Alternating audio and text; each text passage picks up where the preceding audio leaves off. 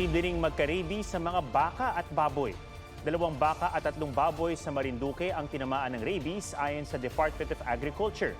Ang sintomas ng rabies sa baka kapareho rin ng sa aso, grabing paglalaway at nauuwi sa pagkamatay sa loob ng 3 hanggang 5 araw. Kung hindi naluto ng maayos ang karne ng baka o baboy na may rabies, pwedeng lumipat sa tao ang virus. Mahalaga rin ang pagpili ng pagkukunan ng karne na dapat ay may tatak na nasuri ng meat inspectors. Pero bago yan, kailangan pinababakunahan na rin kahit ang mga baka.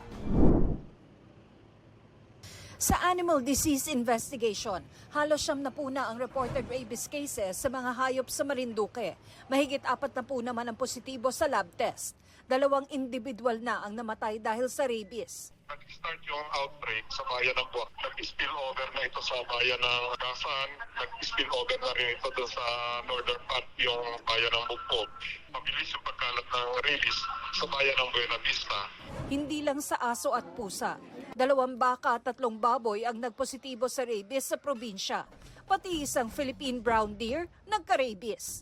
Hindi naman daw may kakalat ng mga ito ang rabies sa ibang hayop. You need a rabid dog or a cat to transfer the virus. And by biting the other animal, you transfer it. Ang gagaling lahat sa aso pusa.